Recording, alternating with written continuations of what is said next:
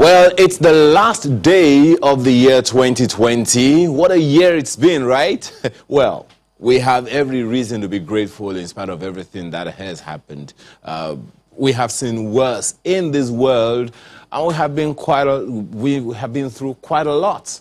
But in it all, most certainly, for being alive, from being as well as we are, we have reason to be grateful, irrespective of our losses, irrespective of our gains. But to take on the papers this morning, as you can see, we will be having Abimbola Toki, who is editor of Business World. He joins us right live here in the studio. Thank you for joining us this morning. Yeah, hi, it's always a pleasure. It's been quite a year, no doubt. Quite a year, quite a year, quite a year, you know. In fact, one would have thought that this year will not end, especially from when the whole thing started early in the year. It has been a turbulent year, but at least we thank God that we are here. Well, talking about that thing, you know, we first got wind of it in late November, or was it early November last year?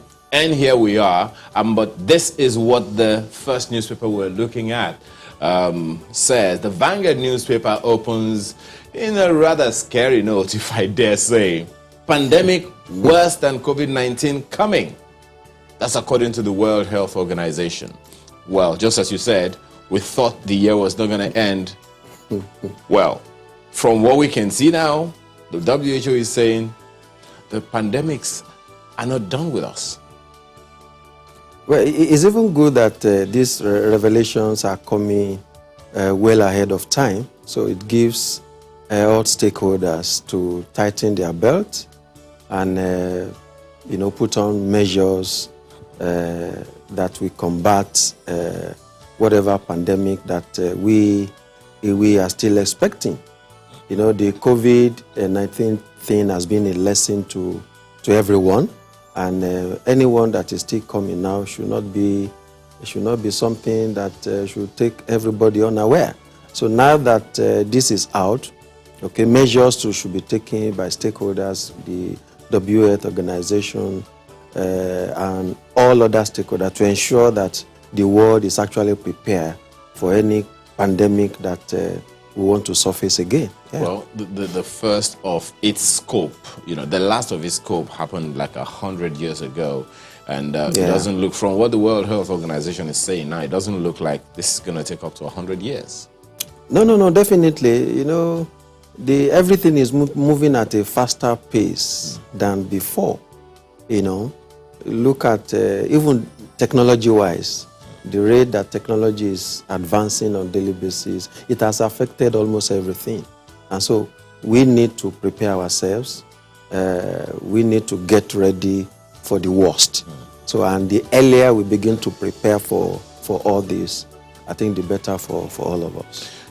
Well, that's the lead of the Vanguard newspaper this morning. Pandemic worse than COVID-19 coming, according to the WHO. I warned against reopening schools. That's coming from the NMA president. Take responsibility on crossover services. That's according to the Lagos State government. And why we allowed crossover services in Oyo, ascribed to the governor. And Ogun bans crossover services. The story you'll find on page 27. It's interesting that the pandemic is taking such a toll on the traditional crossover services in Nigeria. Well, honestly speaking, if you ask me, I don't see any reason why religious activities should be the focus here. There hasn't been any report from anywhere that COVID spread was due to religious activities. I was at my 12 market the other day. You need to see thousands of shoppers coming in and going out without these protocols.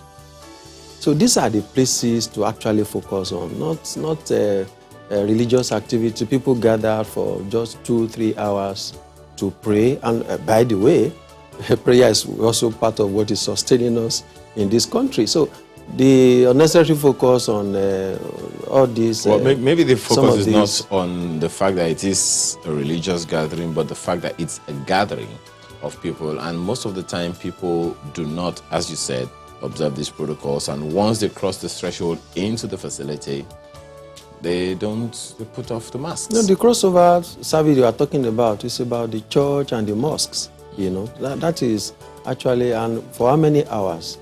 I think what needs to be emphasized is the need to observe all the protocols. Exactly. That is just it. Otherwise, go to markets, go to other places where the protocols are flouted at will. I think those are more important than focusing on just only the crossover that will come just in a matter of hours and go. Well, opinions are definitely generally divided on that one. And talking about, super spreader events, the NIN registration, that's what you have on the front page. That picture is talking about NIN registration. Some Nigerians waiting to register at the NIMC office in Ikeja. Of course, you know all that's going on about that one. Honestly speaking, I think the word developing, as a developing country, the word developing has become an albatross. Why would, on the government side, and also on the masses, on the government side, I don't see any reason why, at this age of technology, you still expect people to come and queue, or they must be physically present at offices before they register. All these things are supposed to have gone online. If they don't register at the comfort of your homes. Yes, that can be done. But can you take biometrics in the comfort of your room? No. Okay. Why? If you are saying that, then visa embassies, are we not doing biometric in the visa offices? Look at registration of companies now.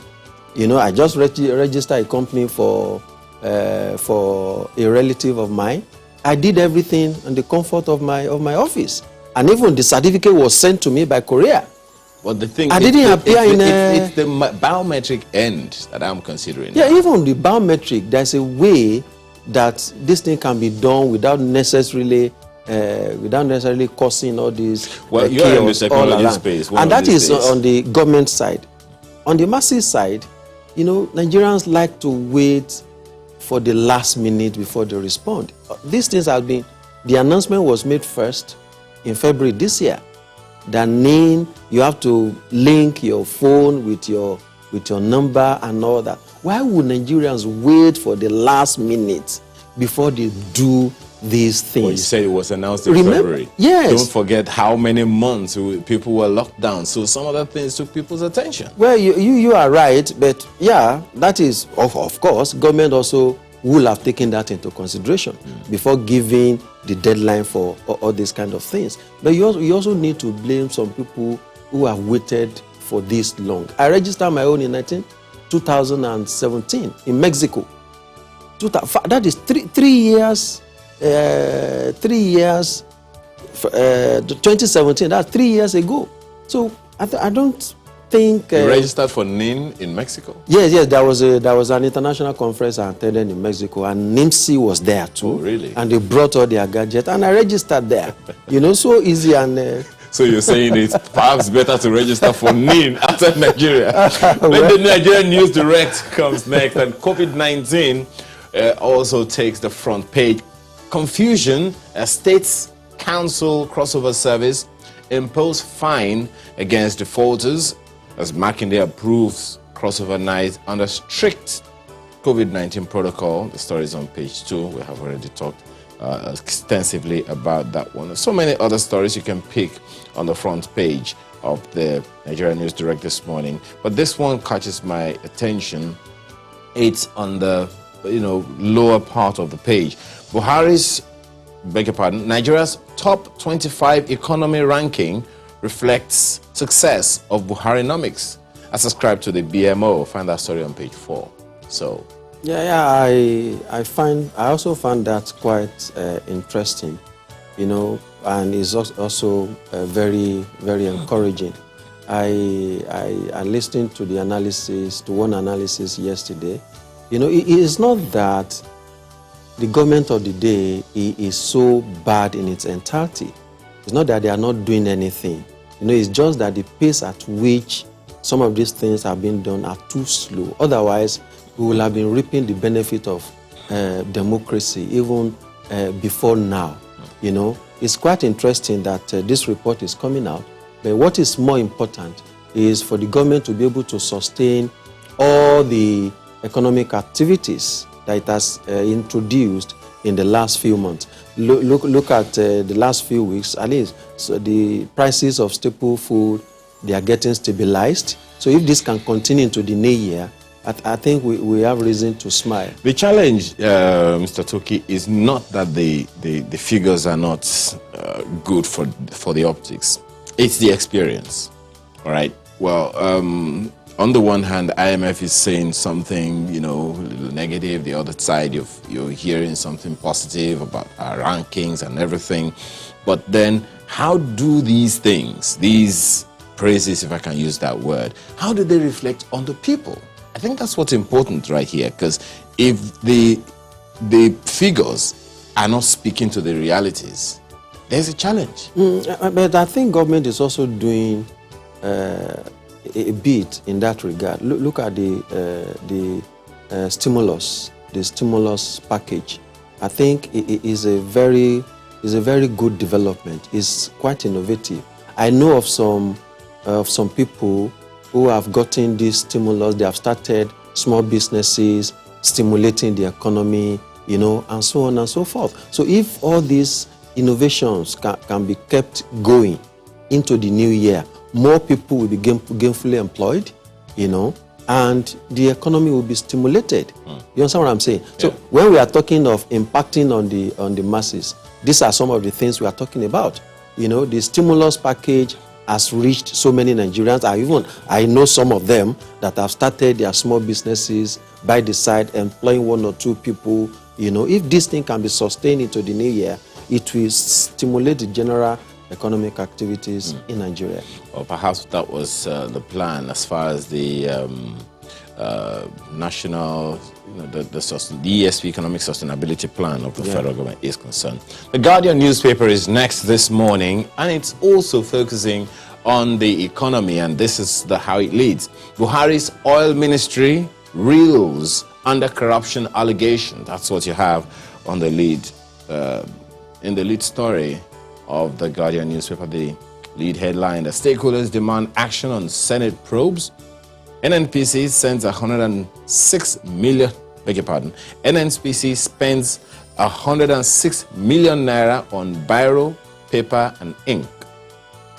Over 4.1 billion naira and $21 billion in 1 month. National Assembly under attack for oversight failure. Investigate, prosecute ministry officials involved in contract splitting. Lawyers urge. All of this continues on page 2. Quite a heavy one, wouldn't you say? Yes, quite heavy. You know, at times it gets one worried that some of the components of Nigerian budget, some of them are actually laughable. How can you spend so much to purchase biros and writing materials? You know, one wonders if some people are not even scrutinizing this budget before they are sent to the National Assembly. You know, there are certain spendings that you just look at and you begin to worry and say, what kind of country is this? You know, so many of them on cars, on something that will not even stimulate the economy, that are unnecessary, you will even know that these monies are going into the private pocket. You know, I mean, it's quite worrisome, and we should begin going into the new year. Government should begin to scrutinize some of these things to ensure that we have a compact budget that is not laughable, budget that is implementable, that will impact on the economic, on the general economy of Nigeria. Otherwise, we will just be paying lip services to some of these things. Well, so many other issues on the front page of the Guardian newspaper for you to pick on. But let's switch to the Nigerian Tribune this morning. And this is what the Nigerian Tribune leads its own story with. Current state of the nation, worrisome. Anyako laments. The story you'll find on pages 4 and 31 wants FG and leaders to tackle obstacles to political stability in 2021. Nigeria overwhelmed by kidnapping, banditry crisis, according to Gombe Governor. Kuka right, all not well with Nigeria, Otom says. Well, it's another bumper, if we can, call it that. But the part that I think I'd like you to speak to here is the part where he says he wants the federal government and leaders to tackle obstacles to political stability in the coming year. What have we been doing that we haven't been? It has really been, that rocket. It has been a recurring decima, and look at Bishop Kuka the other time. Anyaku is also coming. I think government itself needs to reflect on some of these things. Government reacted to Kuka's statement, and you can see that most Nigerians actually support what these leaders said.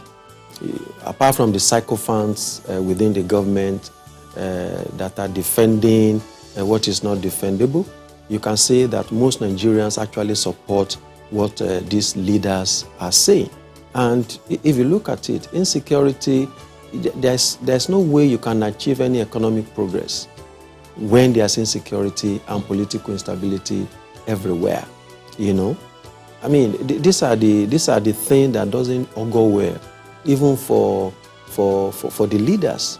So there needs to be measures put in place to ensure that this security thing that we are talking about for months and for years is settled once and for all, so that even foreign investors will be able to come in, bring in money, and stimulate the economic activities in Nigeria. Well, talking about stimulation, I don't know how futuristic this is, because usually it's what comes to my mind when I see stories like this. Right above the nameplate, over 10 million children in Nigeria, 6 others may face acute malnutrition in 2021, UNICEF warns.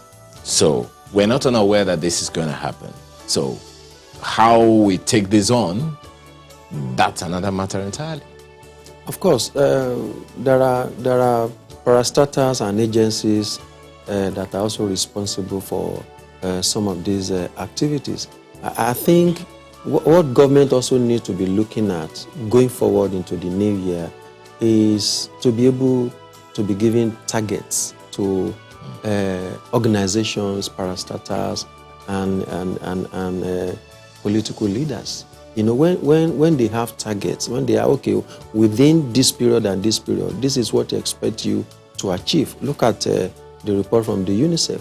There are some people that should take responsibility for this. So, if we have this kind of strategies in place, some of these things, it's quite worrisome. It's alarming. This kind of figure is what is going to happen.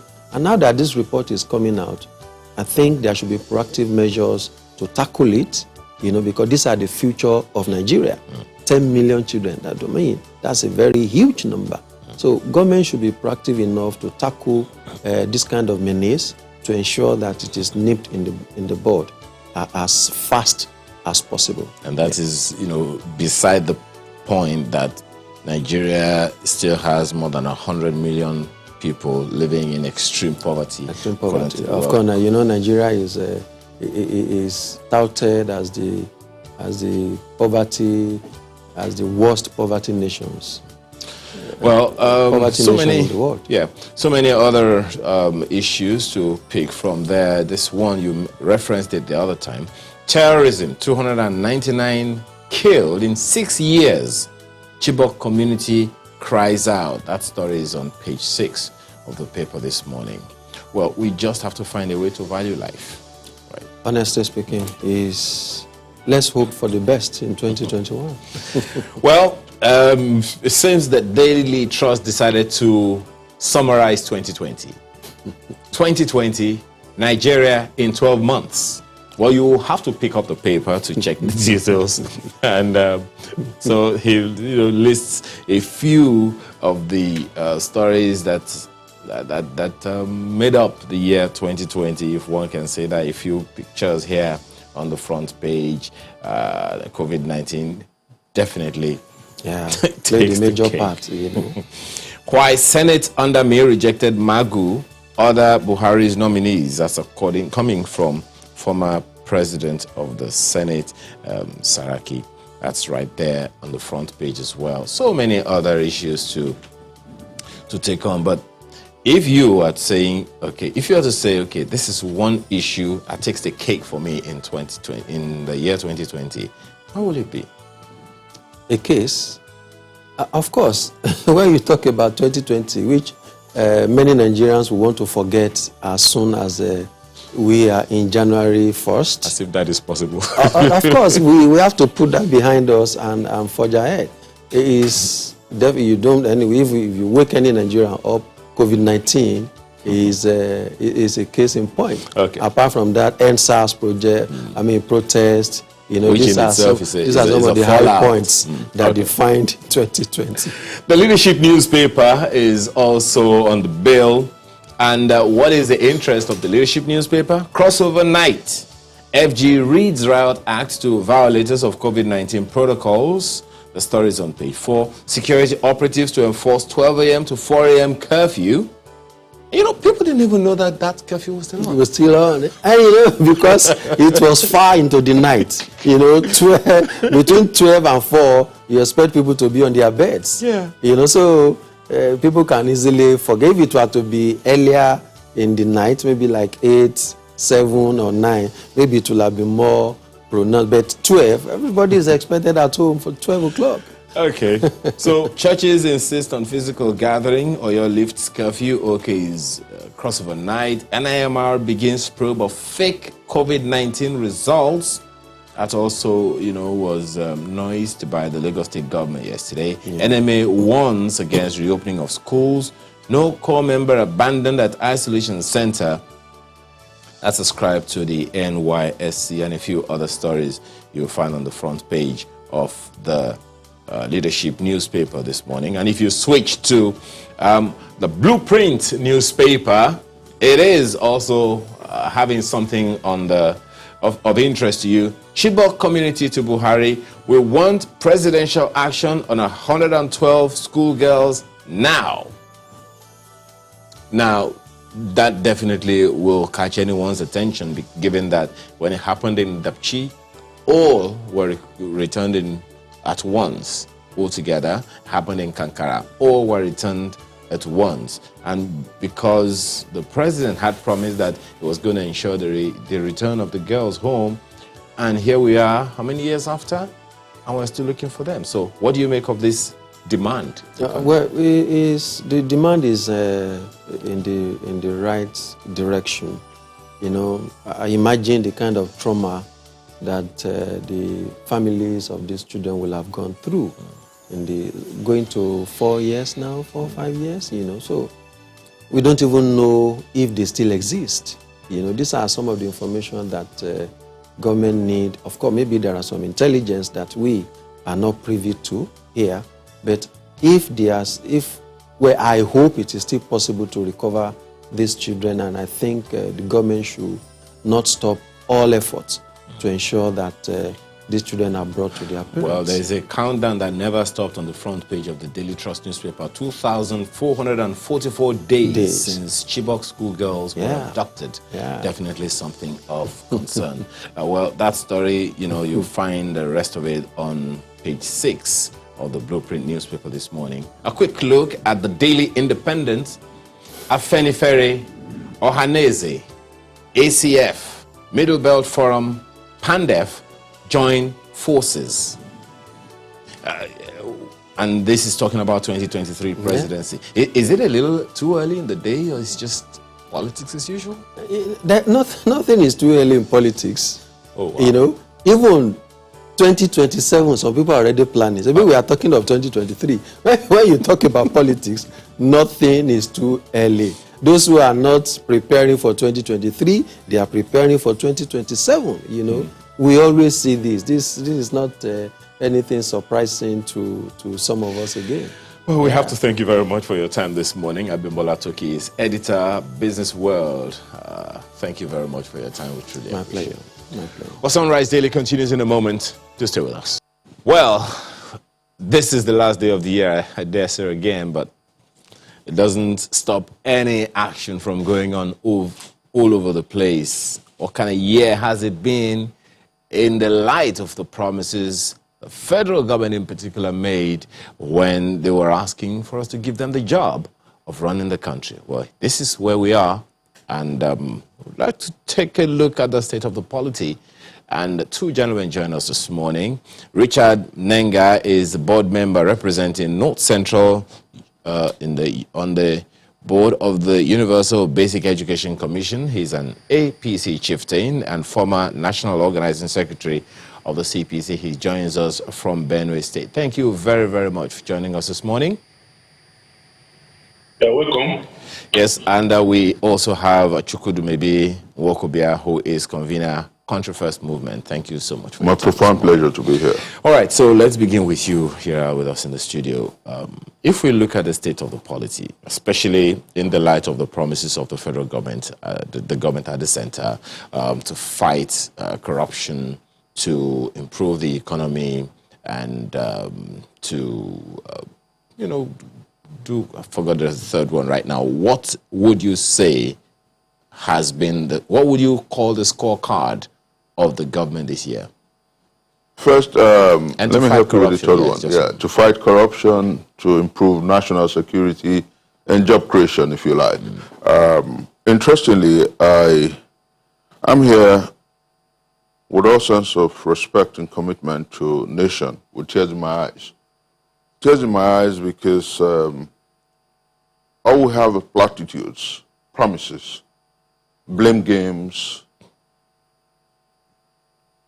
if you like, encouragements, nice words from government, but scarcely entrenched in performance and delivery of service. I say this advisedly, 2020, beyond the global pandemic, which some have referred to in our climb as pandemic, beyond the debate and the reportage, is the fact that consistently we have had a government that is unable to accept that it has failed in the area of security. We have a government that is unable to accept that it has failed in the fight against corruption. As you and I talk, you know that the anti-corruption czar has been investigated. And that was the same anti-corruption czar that the National Assembly under Bukola Saraki said was less than proper. But this government said, oh, it was Magu. It must be Magu. And Magu remained in acting capacity for almost 4 years against due process. But I think that the time has come for all those who truly care about our country to be dispassionate and to call a spade by its name. Tragically in our country, as you and I talk, I think that the time to remove from partisan obscurantism, partisan disposition, and partisan assessment of every issue of state is now. Because whether you like it or not, even the president's home state is traumatized. Well, there's something that you said now about, all those indices, fighting insurgency or insecurity, fighting corruption, and stabilizing the economy. If you look on the front pages of and this has built up over the past 2 days or thereabout, there is that ranking of the IMF that says Nigeria is among the top 25 economies in the world. So definitely, as a matter of fact, we're the top economy in Nigeria. 2015, when I was the DG of Change Ambassadors of Nigeria, one of the agencies or the organs that brought Mr. President to power, Nigeria was in a better ranking. Nigeria was the fastest growing economy in Africa. And so I am not here to assess the performance of the government that we vilified and got out of office. I'm here to assess the present government. And what I say without equivocation is the fact that the promises we made Nigerians have not been actualized or fulfilled by this administration. And I said this clearly, without an ounce of doubt that when we made promises about the Buhari's administrations going to fight corruption, were persuasive, were profuse, were effusive, if you like. We told Nigerians that it was not going to be business as usual. But as you and I talk, you know what it is. Then beyond that, the fight against the insurgents in the Northeast, the fight against the bandits, the fight against conflict and crisis in the North Central, the fight against marauding herdsmen who have turned our country into a battleground, if you like, and who have stained our geography with blood, is less than effective. Okay. And we showed to Nigerians a president who was a retired military officer who will deal with these issues. And tragically and unfortunately, that is why so many of my colleagues who were with us in 2014, 2015 on the other side have made public apologies. But I have said repeatedly that for me it's beyond the apologies. It's about pushing the present government to do what is proper, right and right. Let's see from this other side, just as I said, you know, what the assessment will be. Mr. Nenga, so this is one opinion coming from, you know, our guest in the studio here, and it would seem like quite a number of people will agree with him. How would you respond? Well, thank you very much for this opportunity once again. But I disagree with him on the issue of corruption, because the president has done much about corruption. As we speak, there are some government officials and former governors who are serving their jail terms. They are all in detention for one corrupt case or the other. So if the president, this has never happened in the past. If some people are locked for numerous years for the crimes they have committed, and you say the president has failed in fighting corruption, I think you are not fair. So I will agree with him on the other side of the story. In terms of security, we are faced with numerous challenges. Look at what happened the day the president went to his country home in Daura. Some people were kidnapped. Some students were kidnapped. And the story is everywhere in the country. And we call the president to be proactive, to do more than he is doing. So I agree with my brother that in terms of the security challenges we are having, the president has a lot to do, more than he's doing. But on the other side, the president has done a lot. I know Mena is currently facing some challenges. He ran to Niger and he was brought back. So I think in that aspect, he's trying, but still let him do more. That's my take. About that security ambit, given that it is one of the main, 1/3 of the promise that the president and his party, your party, made when coming into power, it would seem like, okay, so why should you remain in office? I mean, some people would say, why should you remain in office if you cannot even fulfill 1/3 of the promise that you made Nigerians? You know that so many people have been calling for the government to resign if they can't secure Nigerians, being the primary responsibility of government. So if you resign from office, how can you do what you promised doing to Nigerians?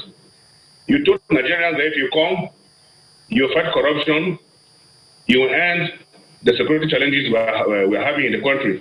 So if you resign, you will have the opportunity to do all these things.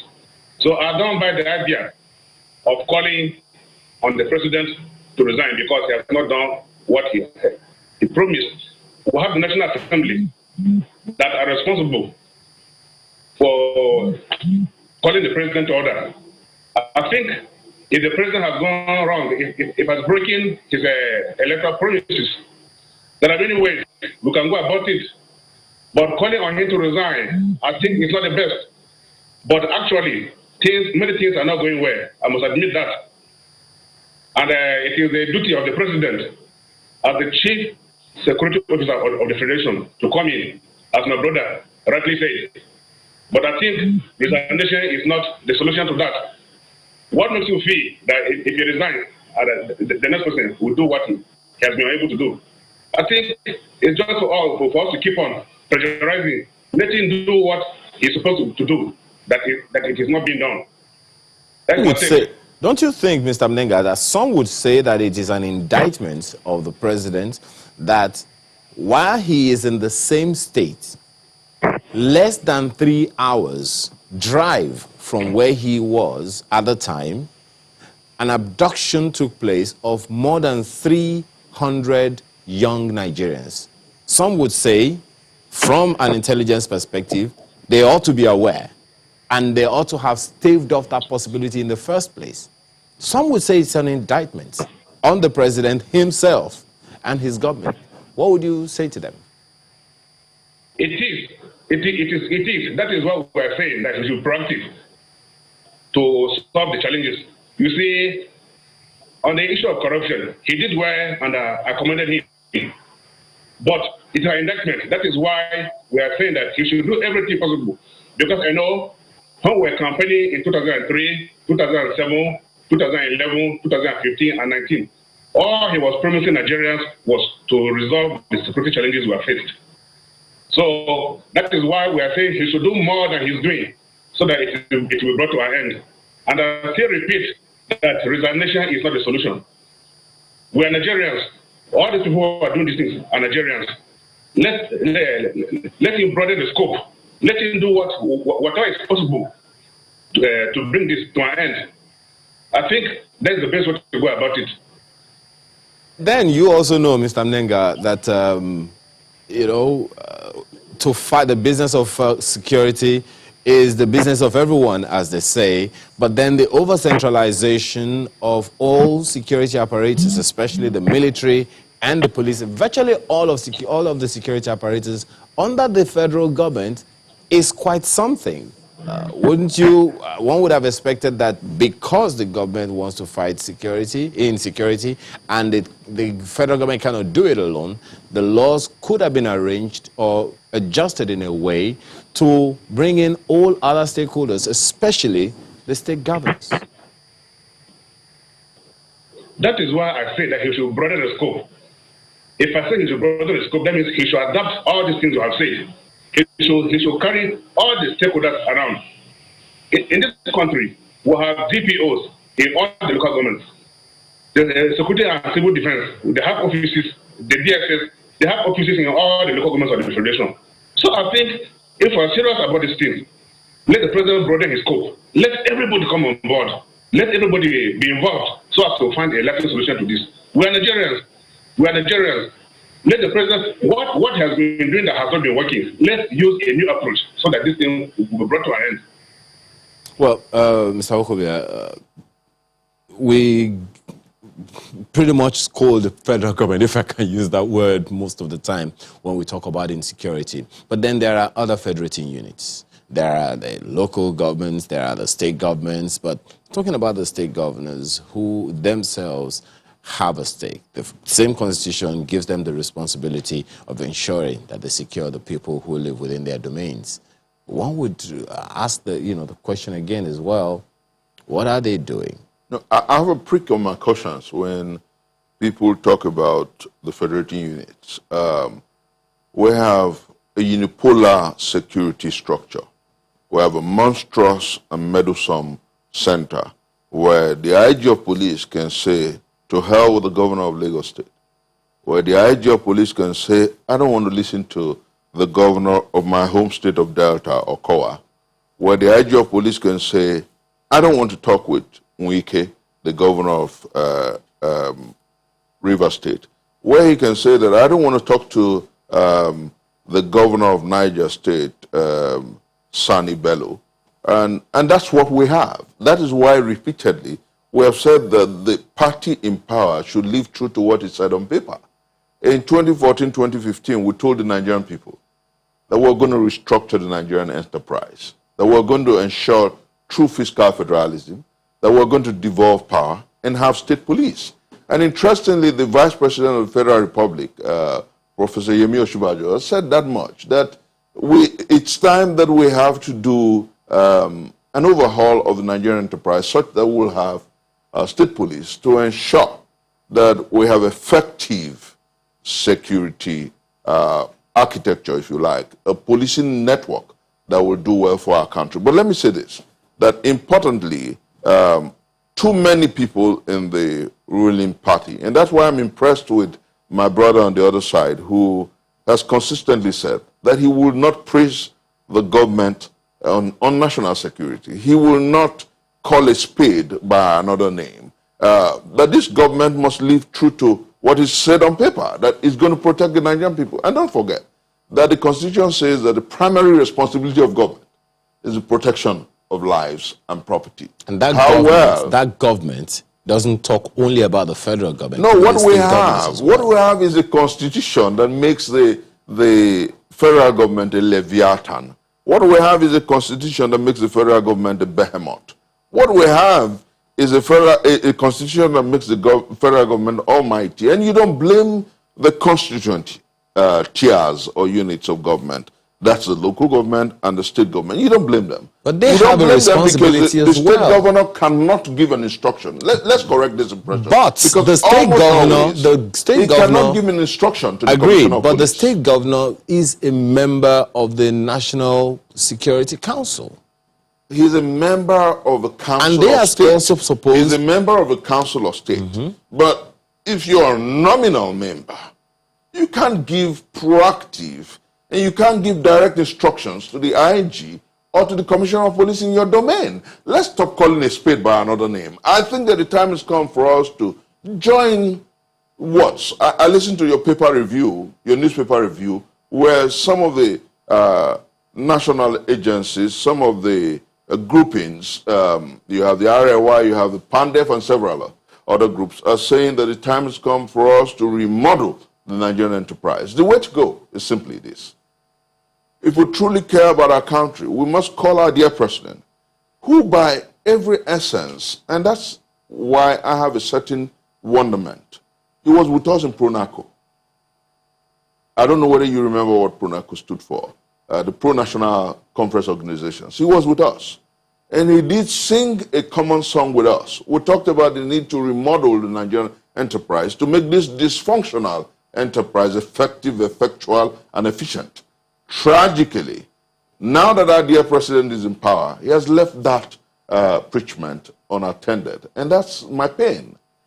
When in 2014-2015, I headed the Change Ambassadors of Nigeria and helped bring this government into place, I did immediately after insist that we have to walk the way of restructuring of this enterprise. Unfortunately, some of our leaders, out of political correctness, left it unattended.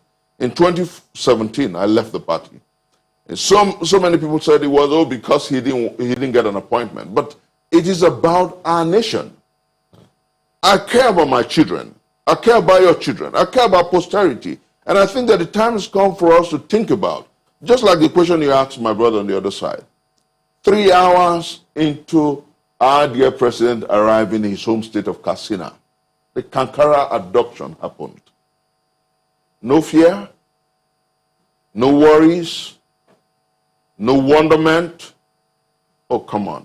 I think that there's a problem with our nation that we must address as a people. And I do sincerely want to say that those who are close to our dear president must begin to tell him the truth. Call a spade by his name.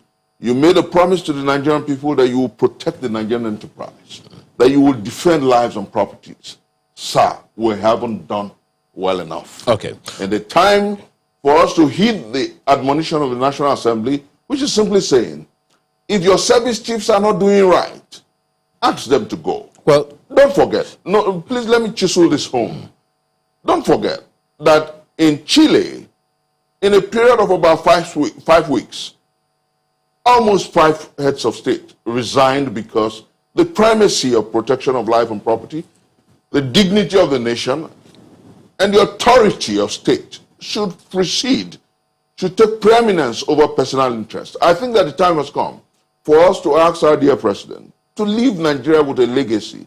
If he can't protect us, he can humbly resign. But you know, one of the things a number of people will say that each time people call for the removal or the change of the service chiefs, the question some other people are asking is, it is not only the military that is supposed to be in charge of policing the country, so to speak. I mean, because pretty much what we are asking is that the military should come and perform the functions of the police. There is the police, there is the NDLEA, there is the customs, there's immigration, there's NSCDC, and a good number of other security agencies in government. So if those ones are not doing their jobs, we seem to be giving too much attention to just one. I cannot but agree with you. When we're talking about the security architecture, we're talking about the service chiefs and indeed the order, if you like, paramilitary agencies. We're talking about the IG of the police, we're talking about the Civil Defense Corps, we're talking about the Road Safety Commission, we're talking about everything that affects our security as a nation. But let me say clearly that there is a certain love that exists between our president and his service chiefs that bemuses and befuddles me. There is a certain insistence on retaining the service chiefs that leaves me with some kind of wonderment. And I ask, what does the life of an Usman in Karunamuda, and how much does it matter to our dear president? How does the life of a Kene in my hometown of Ibuzo matter to our dear president? And how does the life of a Kemi in Abeokuta, or perhaps the boy, the tanker in the Middle Belt, how does it matter to him? I think that the time has come for us to, like I said, call a spade by its name. Okay. We must insist on responsible and responsive leadership. And we must insist on those who superintend our country and those who are effusively and profusely dedicated to their party, partisan obscurantism, the APC, to tell our dear president that beyond partisanship, the security of the Nigerian people should be of primacy. Okay. And we must aggregate at that parlor, or if you like, congregate at that parlor, where we call every parlor's tendencies in leadership an anathema. We must say to our dear president, protect the man in the Northeast. Protect the man in the North Central. Protect the man in the Northwest. Protect the man in the Southeast. Protect the man in the South-South. And indeed, protect the man in the Southwest. Well, Mr. Nwokobia, as well as Mr. Mnenga, will be taking a break, right now. But again, I would suggest that we take a look at leadership in a broad sense, not in a myopic sense, because I think when we give too much attention to one segment of government, one level of government, and leave others, we're pretty much saying they're doing okay. The presidency controls just about... He does not control the state governors. The presidency controls just about... Let's take a break. Let's take a break. Let's take a break. When we come back from this break, we'll take it up from there. Just stay with us. Thanks for staying with us. Mr. Nenga, I don't know if you had plans to react to some of the things that Mr. Nwokobia has said, but one major thing that your party promised Nigerians before coming into power and repeated in the build-up to this second term is restructuring. And one wonders what would be the reason why that is still something futuristic and not something that we have even begun to talk about yet. Well, before I speak further, you see, security of the state is everybody's business. It's not just the duty of the government. So, security has no political affiliation, whether you're in PDP, you're in APC, or whichever party. It's our collective responsibility. As a matter of fact, the challenges are numerous. The president needs to do more on that. You see, when you talk of restructuring, in states, it is said that the governors are the chief security officers. But the commissioner of police in states are not answerable to governors. They take their orders from the IG. I think when you talk of restructuring, I think these are the kind of things we should look into. Because as a governor of a state, as I earlier said, you are called. Yeah, the question then is, why hasn't that conversation about restructuring started yet? We're just having pockets of people indicating it's time, but the APC, as you know, from the center, has not really come out to say, okay, let's do it. Well, I'm sure it will surely come. I'm sure it will surely come. But you see, the way I look at it, I think the security challenges have outweighed everything. And look, this year started with the COVID-19 pandemic. And I'm sure it has reduced a lot of things that are supposed to have been done. But I'm sure the APC promised restructuring. And I'm very optimistic that something will be done about it. You see, the challenges are many. But as you are aware, and my brother in the studio there is fully aware too, that these things cannot be done overnight. But we all agree that all is not well. All is not well, and we need the president to do a lot. One other thing that the number of people would consider important, of course, is the poverty figures that seems to be on the rise. Of course, exacerbated largely by COVID-19 this year. And of course, all of the things that have happened, especially in the light of COVID-19, has only made things worse, so to speak. So one is wondering what your party at the center and, of course, in all of the states themselves are doing to reduce the poverty figures from what the president himself said, that he wants us to plan out a way of reducing the poverty figures by 100 million over the next 10 years. If you see most of the policies that the president has implemented, like the social investment program and the public works, which I think 1,000 names were to be given from each local government. These are very good ways of reducing poverty, because if the monies reach the targeted people, poverty will be reduced. The only thing is that in most cases, when this money go there, they are given to people who are already from privileged homes. So the social investment program, if it continues, as you rightly said, the COVID-19 brought a lot of things to stoppage. But if these policies that are implemented by the president, if they were implemented, I think he's towing that line of reducing poverty. Mokuba, you want to respond to that? He's talking about reducing the poverty figures, and as far as he's concerned, the social investment program is doing a big job of reducing the poverty figures in Nigeria. Let me say clearly that every so often we hear about the social investment programs. I ask myself, and so many other Nigerians will ask, are we dealing with angels, spirits, or the invisibles? Are we dealing with issues that are non-existent? Are we dealing with children who are at home?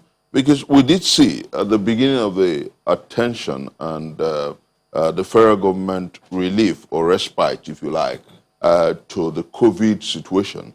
While schools were not in session, we saw figures about billions spent on schools, on feeding children who are in school. And so you ask yourself, beyond the platitudes, I think that I want a government that lives true to what it says on paper.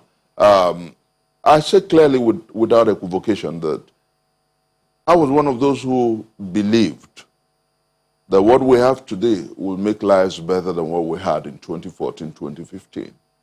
I was one of those who believed without equivocation that our dear president would truly attend to the lives of the poor.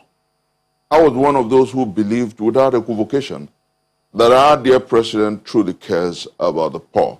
And unfortunately, I don't know who took away governance and government from our dear president. And that is why, as I talk to you, I do want to say, without any sense of doubt, that I still care about the legacy of President Muhammadu Buhari.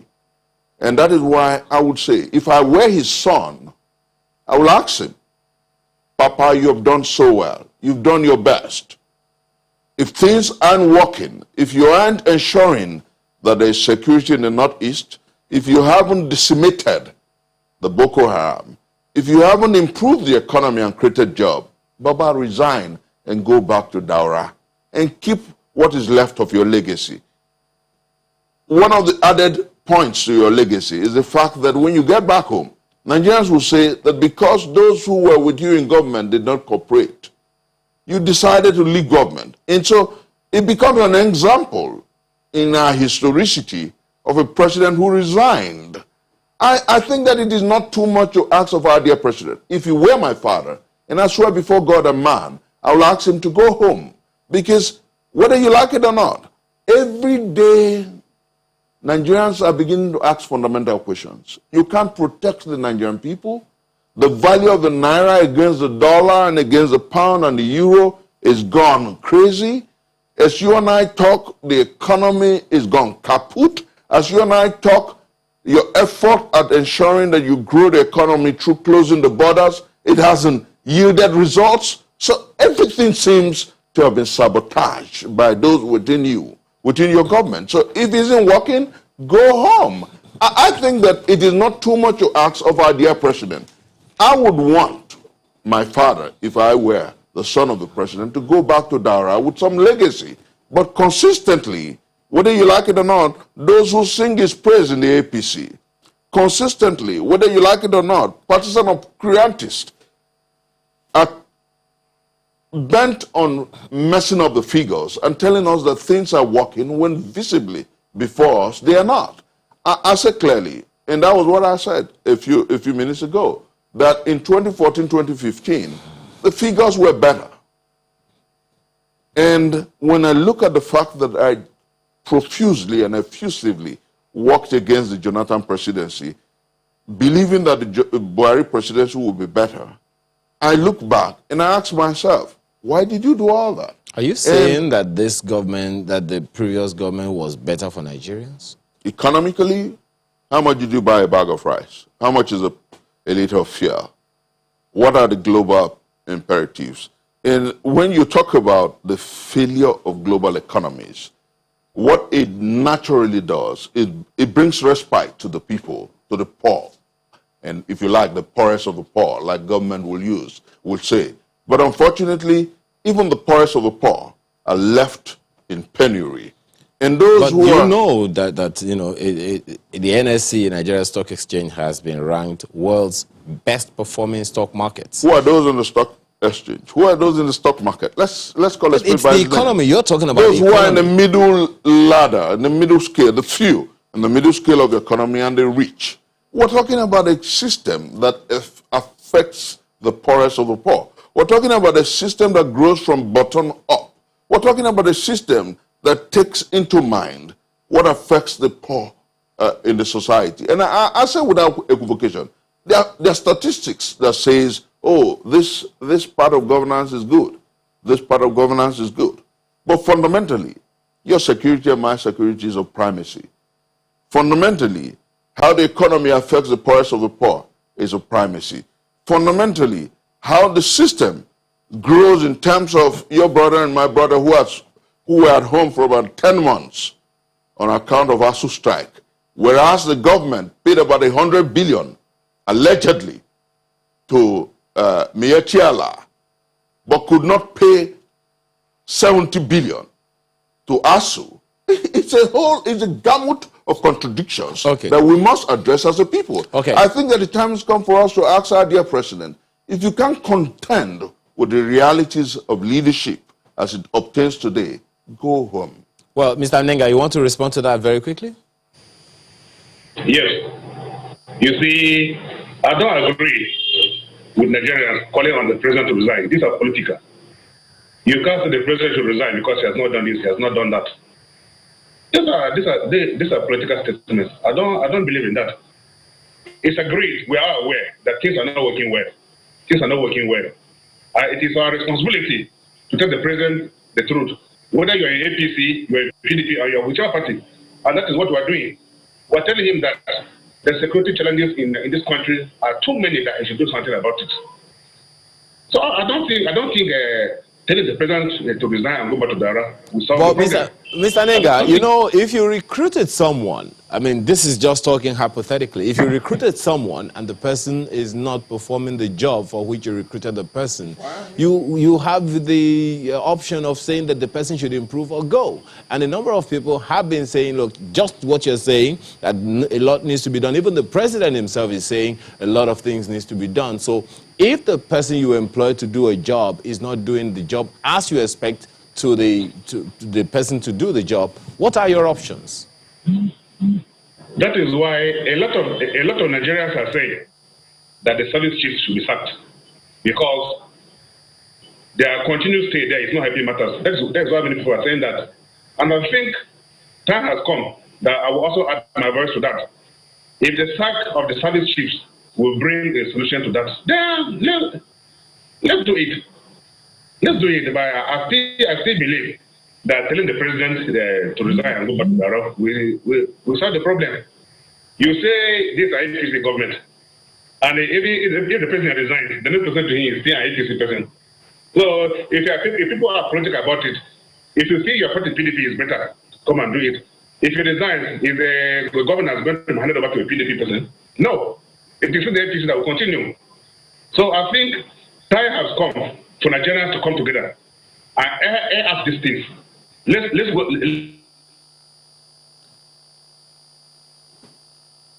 Oh dear, I was going to throw a question at Mr. Nenga. I hope we'll be able to get him back, because, you know, a very good number of people in Nigeria are pretty much asking, you know, I don't know whether to call it a vote of no confidence on the president right now, because Chifanyoko is saying that the current state of the nation is worrisome. The Sultan of Sokoto is talking about the north being the most dangerous place to live in. You, of course, have seen the hoopla that's resulted from the statement ascribed to Father Kuka. And a very, very good number of people, the Southern and Middle Belt Leaders Forum, have also come out to say a thing or two. Ango Abdullahi is also talking about that, look, we should restructure Nigeria and the rest of that. Well, so, Mr. Nenga, a good number of people have been talking about the need for us to look at things differently. On the front page of the Nigerian Tribune this morning, Chief Anyoko is saying that the current state of the polity is worrisome. You know what Father Kuka has spoken about and the hoopla that's resulted from that, the statement ascribed to the Sultan of Sokoto about the north being a very, very dangerous place to live, and so many other people, the Southern and Middle Belt Leaders Forum, also saying a thing or two about the state of Nigeria at this time. If we look at all of these issues in just one fell swoop, is the APC as concerned as people are, or do you think that things are going well enough and government is doing their best and no other government could do it better? You see, people who are criticizing the president, most of them are APC. As I earlier said, it's not an APC or PDP government. Let's say, for example, every president do have his weaknesses. So if you say a president should be resigning on what he has said to do, that means you'll be having presidents to be resigning frequently, because during Obasanjo's time, he did some things that were not good. During Yar'Adua's time, it was the same. During Jonathan's time, it was the same. So if you say that presidents should be resigning at every single thing they have failed to do, then that means that every time you have presidents resigning frequently, and that is not the best. That is the point I'm trying to make. All right, so, but then it still doesn't answer the question of whether or not a lot more could have been done to make the lives of Nigerians better across all sectors: education, health, even politics. It's a process. That is what I've been telling you, that even we APC members were calling on the president, if there is any approach has been using that has not been working, let him use a new approach to make sure that things work better. It has nothing to do with APC or PDP. We are talking as Nigerians, because the numerous challenges we are facing in this country. PDP They have been affected. APC have been affected. It has nothing to do with political party. But it's a process. It's a process. That is why we are calling on the president that the approaches of the past, new ideas will be brought on board. New ideas will be brought on board so that things will go well. Well, one would find it very difficult, Mr. Okobia, to talk about the year 2020, which is being called the year of the pandemic, without talking about EndSARS and the protests that resulted as an aftermath of that, and so many other things, all because, you know, security of lives and property, you know, was pretty much at stake. The people themselves had to literally take it upon themselves to say, no, enough of this. The build-up to the EndSARS had taken years. There had been signatures collected to say, look, this ought not to continue. The police brutality is something that we can't take anymore. And then it got to the point where we had the EndSARS protest. First of all, of course, a good number of people think it's a very, very powerful statement. But after that, what? Let me say clearly that the year 2020 may pass for what the Greeks will call annus horribilis, but the EndSARS remains a halcyon moment in 2020. Our young people, young boys and young girls, stood up and spoke out loudly about how they want their nation governed, how they want decorum, decency, and respect with respect to policing. And they did it well. I think that our young people deserve every commendation and kudos for not only teaching the world an expression in passive resistance. For about 12 days, they consistently told the world that we can make it right and we can do it peacefully. We can ask for justice, we can ask for decorum, we can ask for decency, and we can do so profoundly and with every sense of decorum. If you ask me, who would you call your man of the year for 2020? Those are young people who, in EndSARS, decided to stop police brutality, brigandage, and banditry. And I want to say that it's a progress, it's an action in progress, is a journey in continuum. And I do sincerely believe that what the young people have done is something we must salute and commend. Well, while that is there, then the handling of that process, you know, has also come under a lot of scrutiny, especially in this year under review. What would be your assessment of both the activity, the immediate aftermath, and the processes so far? Now, I want to say that you cannot take away from the positives of that protest. You cannot take away from the positives of that action. And we must continue to salute and celebrate the Nigerian youths for what they did. You cannot walk away from that reality. And let me say clearly that in the years ahead, particularly in 2021, the Nigerian youths will continue to agitate, push for, and work towards making things better. And they will do that so profoundly because don't forget that CNN, the BBC, and several global networks did say that in the 2020 EndSARS protest, the Nigerian youth taught the world an example in progressive and proactive protest. I'll give you a practical instance.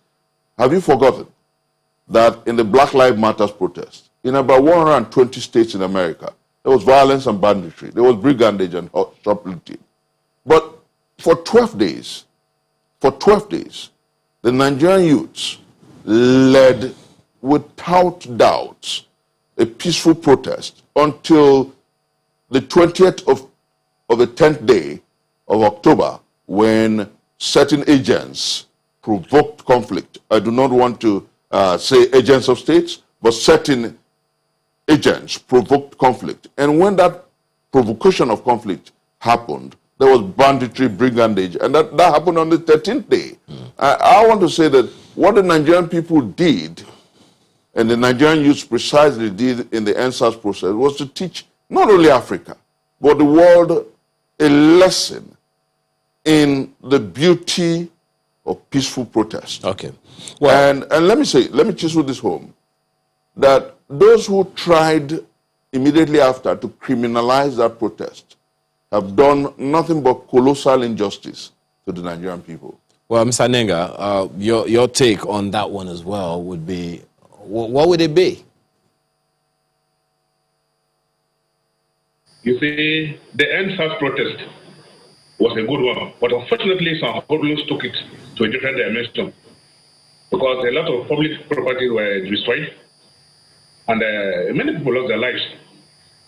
So I think as we enter 2021, if the youth are serious, if the youth are desirous of having their voices heard, they should be careful not to be used by politicians to make them direct anytime they come out to cry for the government to hear.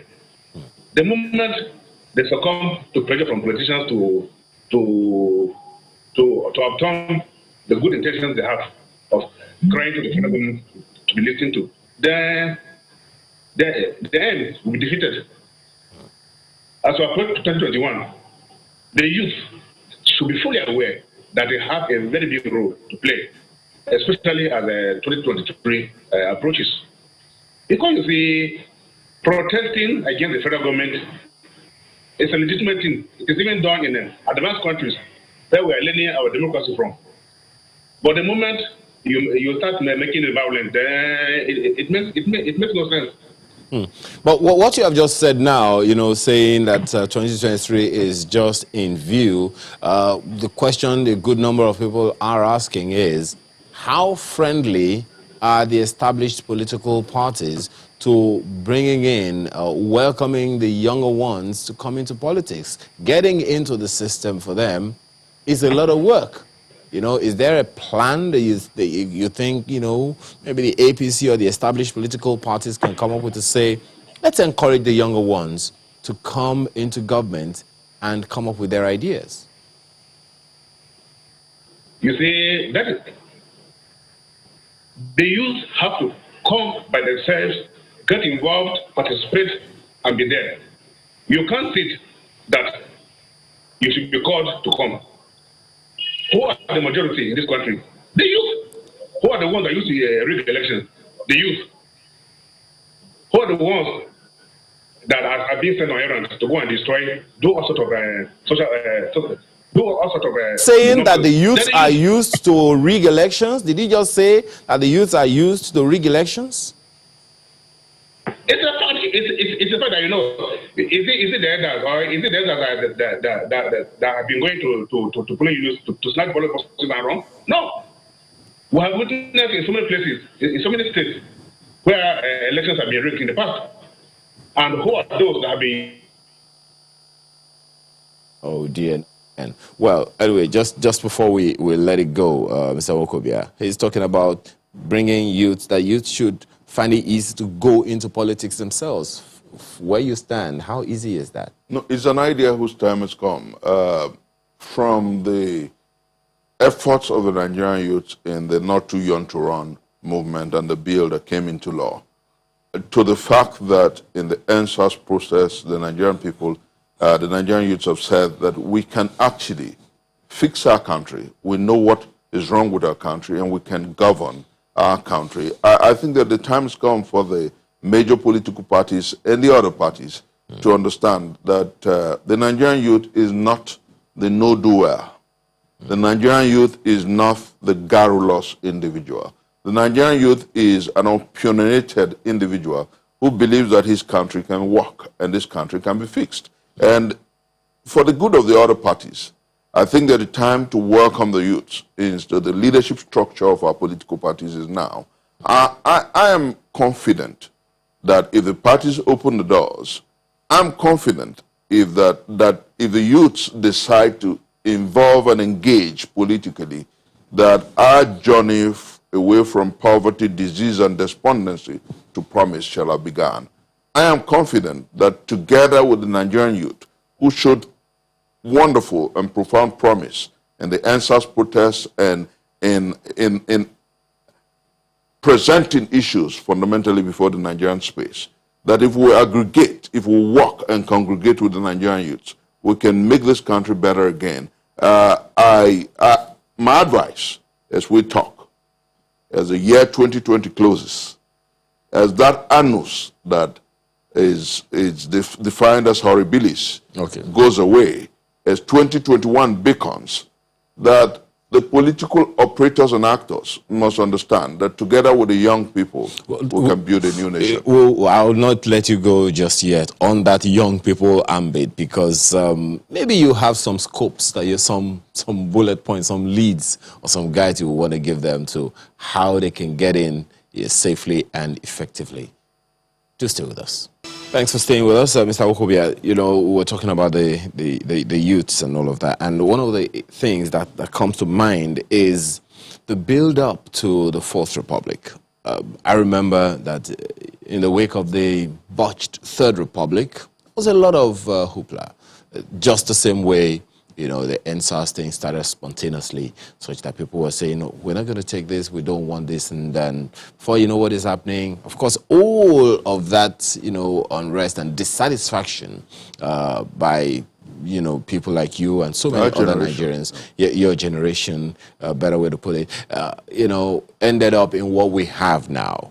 And so people are wondering, how do we ensure that the young people, who many people applauded, still applaud for an amazing job with the EndSARS, you know, protests and all, how do we ensure that that crisis is not wasted, as leadership experts say? Let me say clearly that the regressor we had in 1999, when we so deeply doubted the Absalom Abubakar transition, which of course led to those who did not struggle against military rule, those who did not suffer the tragedies that we suffered under Abacha to take over the democratic space, does not happen again. I think that the time has come for the young people who showed particular and profound promise, who showed fabulous promise in the EndSARS protest, to begin to engage from the grassroots,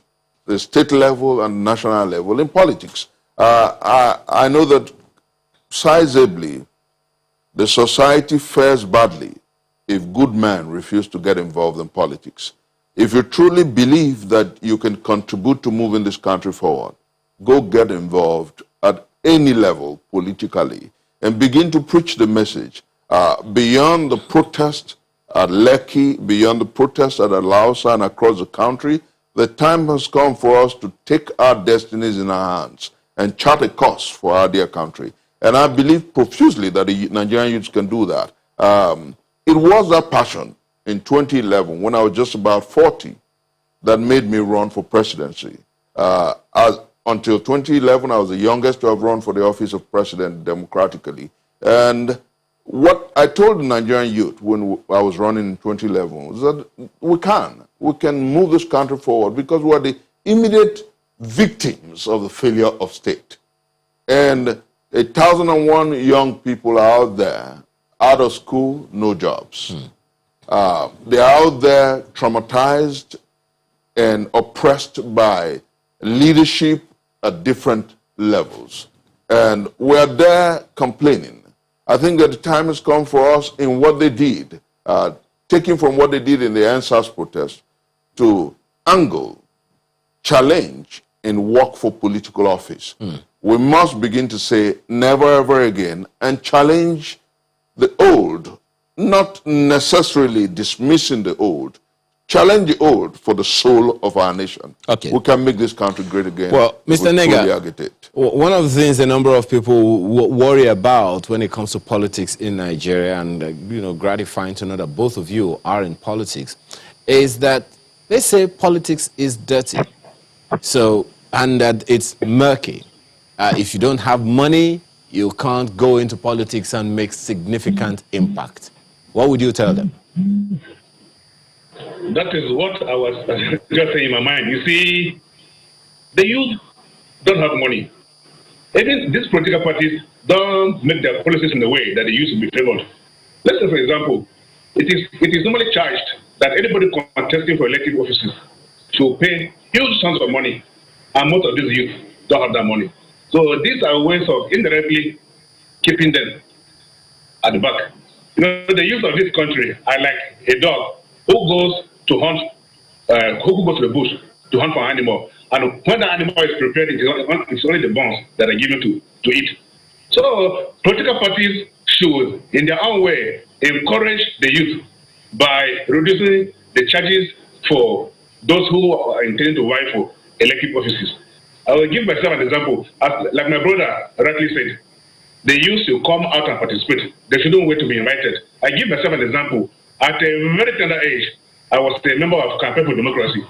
And you know what CD did to bring democratic governance in Nigeria. I was a member of Campaign for Democracy at a very tender age. Nobody invited me, but I saw it as a very good platform to say myself. And I joined. Right now, as I'm talking to you, it is my intention to contest for the governorship of Benue State in 2023. I have not waited for anybody to. Oh, no. Well, not again. Well, it's interesting. At least, both of you seem to be on the same page about this conversation. But then that challenge remains of the resources. He's speaking to that. You want to quickly add your voice to that. No, about the fact that the younger people that you have said, you're correct. Most of them have no jobs. Consequently, and most of them in business aren't doing so well, business-wise. So how do they get involved when it's largely, capital intensive? No, going forward, let me say, and this is a challenge to my younger ones out there, that we cannot, because we do not have so much money, give up our destinies and our hope. We cannot, because we do not have, we're not money bags, throw our destinies into the hands of those who consistently haven't shown capacity and competency. I think that the time has come for us to believe that we can. I am profusely confident that if the Nigerian young people organize and join political parties and decide to work together, because the more united we are, the more our ability to turn the cards and make things better for our people. I am not unaware of the fact that the census demograph, that the statistics of the electoral regime, which of course the INEC figures says that the youths, in preponderant number, we control the voters demograph. So what we must begin to do as we close into 2021, 2022, and 2023 is to begin to organize rather than agonize. The time has come for us to begin to think about how we can deliver our country away from the draconic hold of those who apparently do not care about our nation. The time has come for us to mobilize.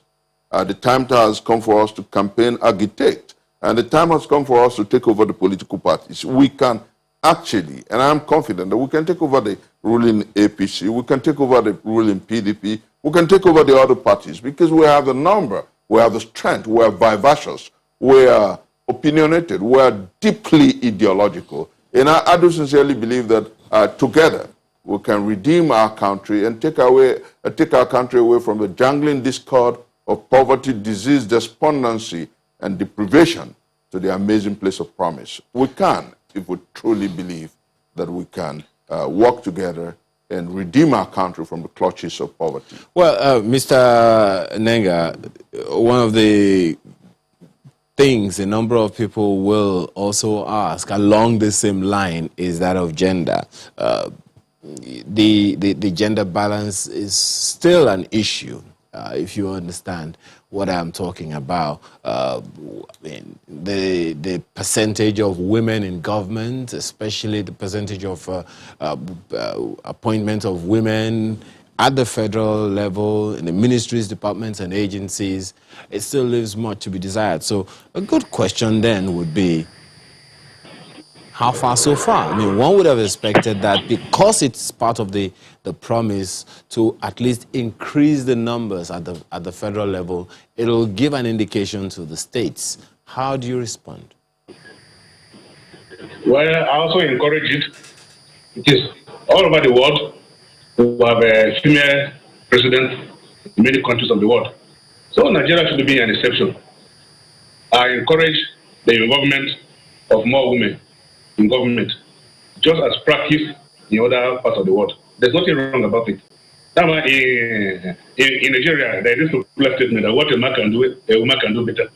So it's the enabling environment, Mr. Nenga. It's the enabling environment, where, I mean, men are said to kind of shoulder the women to one side. So if the enabling environment is not there, how easy can it be for the woman who is aspiring?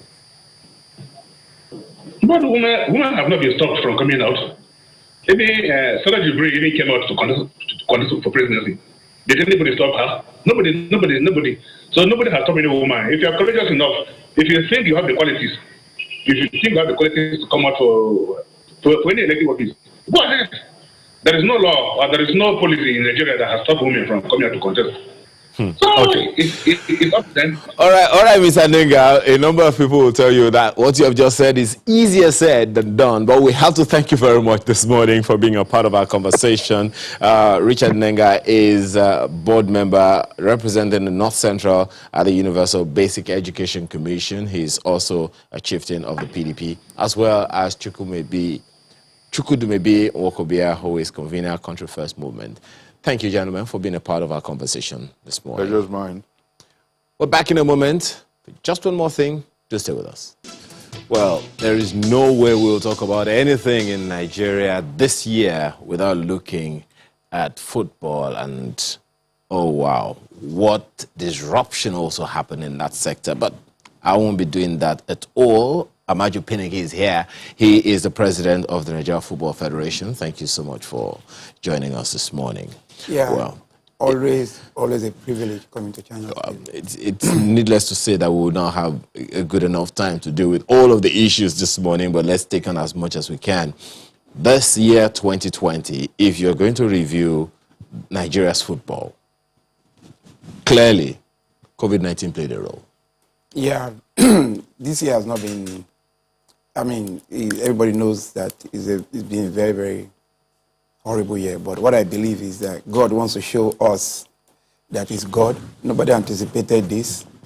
And it's just for us to sit down, meditate, take a deep breath, and reflect on so many things. How significant was the disruption you cannot. on It's football? not something that you can quantify. That I can tell you.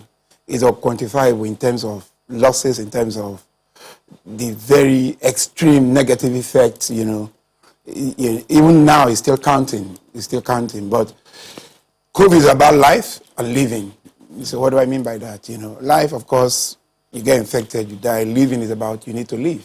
You need to continue to live. You need to continue to do things that will earn you revenue, that will keep the system afloat, that will keep the system going.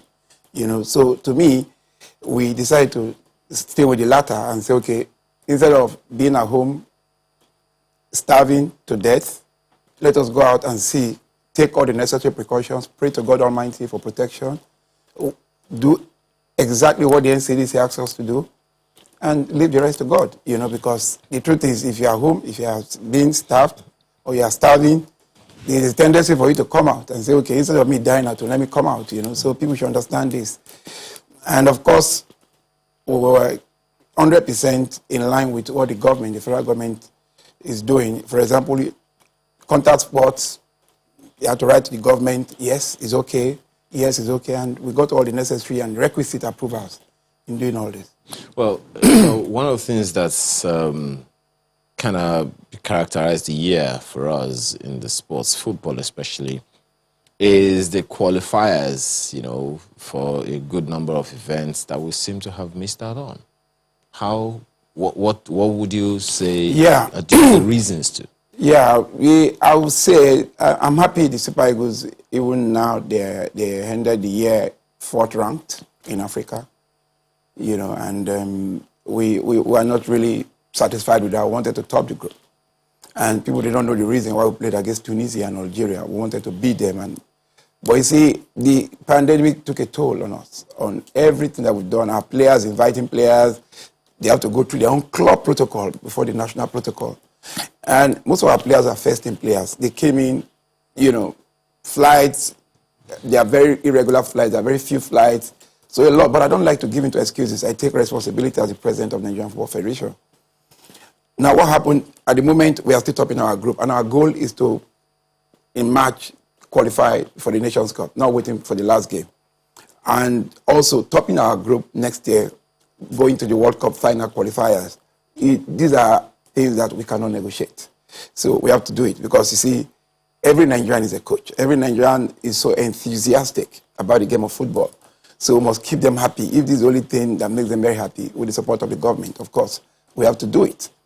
And we are very happy with what we have seen. We've done our review. We did our annual General Assembly 2 days ago in Abeokuta. Thanks to the Ogun State government. They were quite receptive, very warm, and gave us everything that we needed to do. And in fact, I need to give them help for their technology because we had to do a visual conference and the technology drove us crazy. And kudos again to the Ogun State government. So we did that and we did a review, an overview of everything that we wanted to do this season. And we found out that, COVID played a very extreme negative role, but do we keep saying COVID, so we have to move on. And we have to look at other critical areas. For example, the leagues, the female league, they started, they're doing very well. And we also ensure that every club in the league have their own protocol.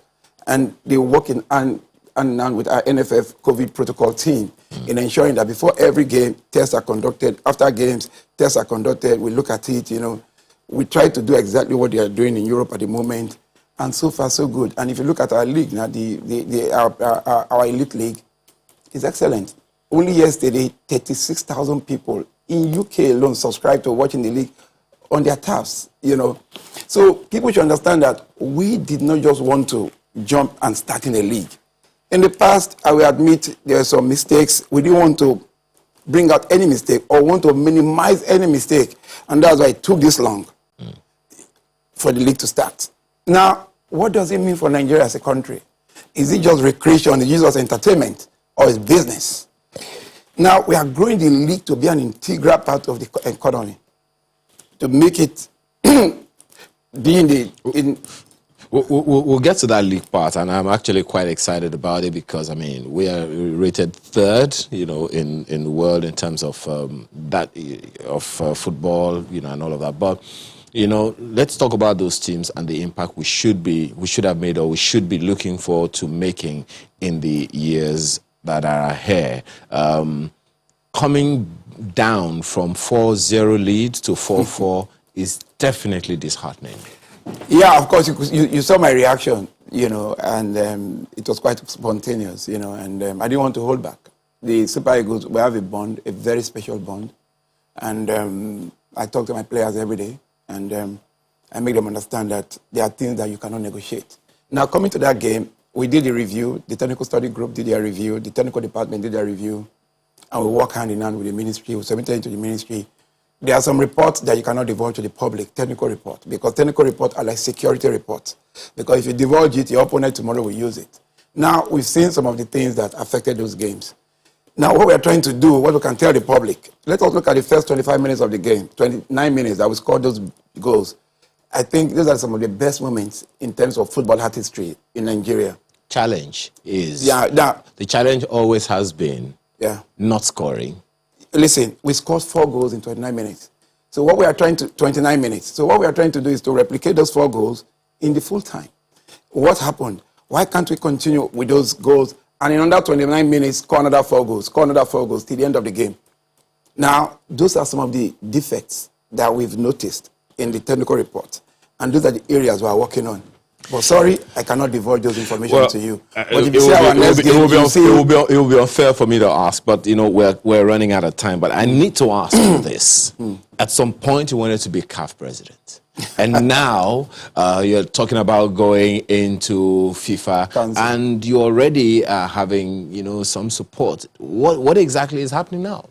When I said I wanted to go for the CAF presidency, at a point, I have a group in CAF, my colleagues, some presidents, they've always wanted. The issue was the former president was meant to do 12 years, or 8 years, and we were meant to come go to the FIFA Council. But when they started doing things that they did, and they didn't renew our tenure, we decided at that point that let us take the bull by the horn. Let's try and effect a change. It's not about Amaji Panic. It's about the continent of Africa. So we have a team that we're working. So at the end of the day, we looked at the team, I consulted with the government, I consulted with every critical football stakeholder in Africa, and even global. And at the end of the day, we decided that we needed somebody with an image so untainted, somebody that has, somebody that has blazed the trail in terms of business, because football is all about business. And at that point, we decided to support Patrice Motsepe, who I said, okay, we should come in. He was part of our team. Patrice Motsepe, if you don't know, is the biggest miner in the continent. He's one of the biggest critical stakeholder in football. He owns Mamelodi Sundowns, and they won the Champions League in 2016. So when you see, in all modesty, somebody that you cannot stand shoulder to shoulder with in any ramification, what you need to do is to queue behind him, wait for your time, and pray to God to give you your time. We collapsed our structure, and we are working for him in ensuring that, because if he gets there, the perception, the narrative, everything about CAF will change. Then, coming to the FIFA Council, the FIFA Council is as important as even the CAF presidency. Every benefit, every privilege that the CAF president has the same thing with the FIFA Council. FIFA Council is the biggest, is the most important football decision-making body in the world. I'm a member of the organizing committee for FIFA competition at the moment. But everything we do, we recommend to the FIFA Council, and they take the decision. Only 2 Nigerians have been opportune to be in that council, Dr. Amos Adamu and Oyo Orok Oyo. And Nigeria being the most successful footballing nation in the continent.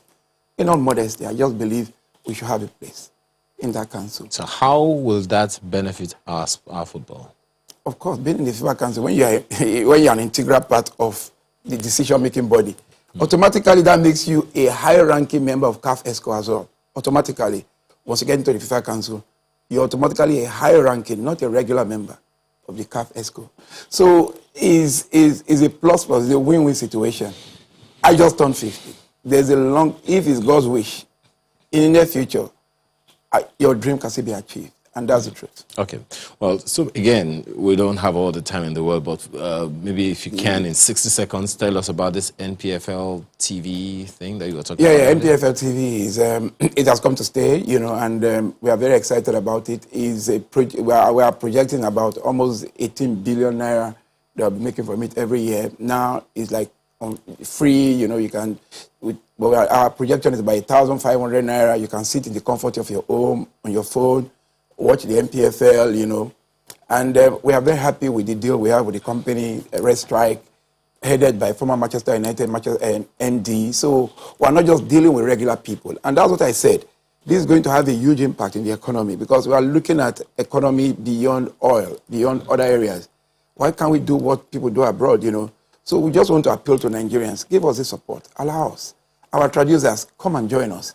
Let us work as a team because we can use this to rebuild whatever area we find that are deficient in this country. Football, everybody's seeing football in this country, and we know that. So whatever we are doing, we are very conscious of it.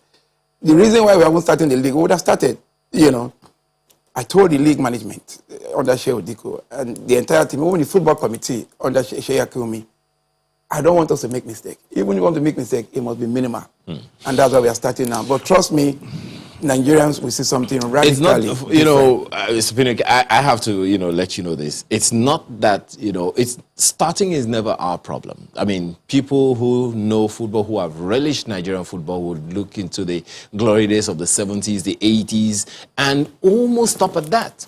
If you understand, listen, I'm coming. If you understand the function of what's called the football committee in the NFF, the football committee in our last ESCO 2 days ago has been mandated to follow through to the end. Okay. So it's not that like the regular one that every month there must be a periodic report to the football committee and they submit it to me. Only yesterday we appointed Davis Naomi as, we endorsed the appointment of the LMC as the new CEO of to re-engineer, add to what they are doing. We're out of time, but 2021 is just how many hours away now? We look forward to the best. In some countries, we are 2021 already. Yeah. Okay.